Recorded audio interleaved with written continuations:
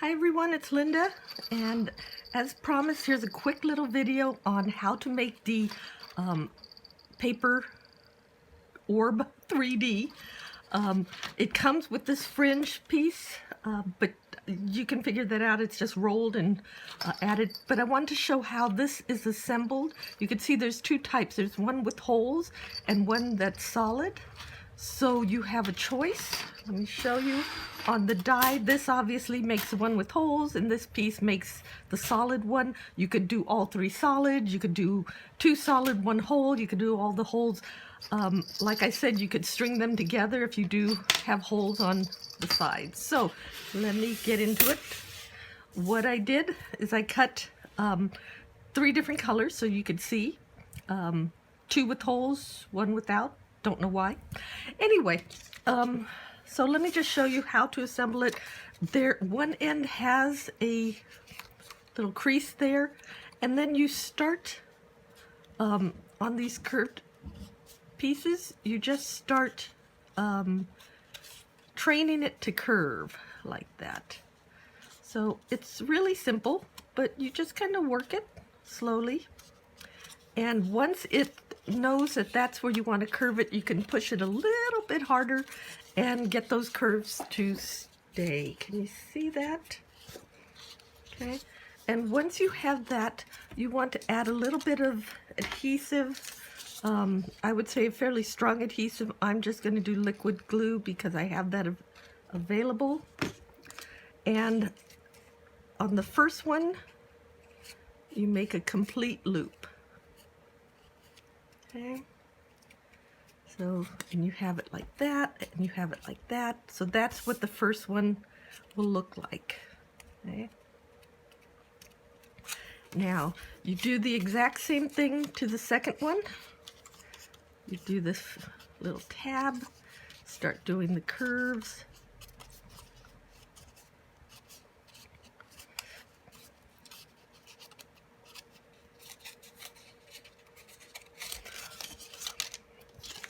Add a little adhesive on the end here, and you seal off a second loop. So what you're going to have start off with are two complete loops. Okay. And what I suggest, the way to think about these are that instead of loops, you might want to think of them a little more like a square. So two sides have the crescents and two sides are flat. So same with this one. Two sides are crescents and two sides are flat. So when you insert it, you want to turn one at a 90-degree angle, and you always want to have a flat side underneath one of the crescent sides. You see that? Okay. So now you have the crescents on the black one over the flat side on the one below it.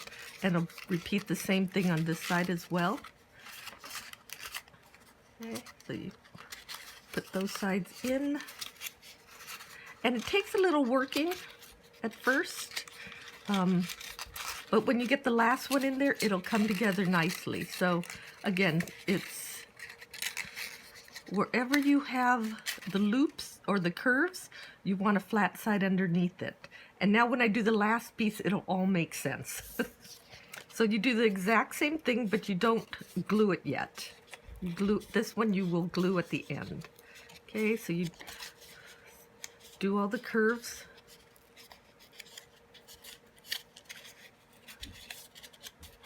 Okay, and you have that flap.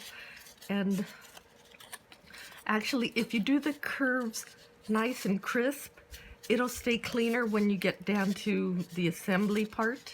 I'm just kind of rushing through it. Okay, so now, again, so remember, you want to keep the crescent shapes over the flat shapes. And now the only flat shapes you have left are on the black one that are showing. So we're going to weave this through. Okay. So I'm going to put that in underneath the white and come out on that side. Now remember, you want a flat piece under there. Okay, so to glue it though, because you have to go around, same thing on this side, you have to go underneath. So we're going to have to weave it through first. Okay.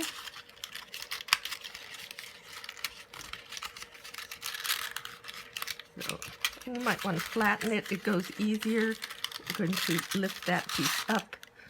Okay, so we're going to weave it through first. Is that okay? And we'll shape the curves later, but we have to glue this tab. So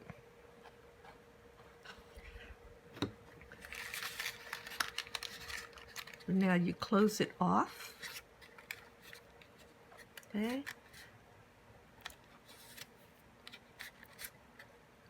And once that is, hope you can see this. Okay. Once that is holding, you then want to work the last piece that you added in there. You want to rotate it around. So again, the crescents will be over flat areas. So we had to build it with the crescents on top of, or the flat part on top of another flat part, because you had to adhere it. But now's the time you just kind of work it around. I'm just pulling it through. Oops. So that I will have, oh, I'm going the wrong way now. Again, I want this seam, which is the flat part underneath the crescent here. So it's almost there. Okay, so now the seam is hidden under there.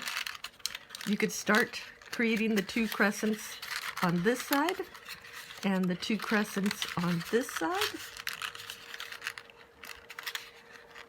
And if you take your time, you won't have any of these little crinkly things that I'm making here, but you can see you could just keep adding. And so now you have holes on this side and holes on this side. So you can like make a whole chain. So just to show you, again, remember it comes out, the flat side is always under a crescent shape on the next piece. And you assemble two of the circles, just slip them together at a 45-degree or 90-degree angle, and then you weave the last one in. So hope that helps. Have fun. Let me bring it up here.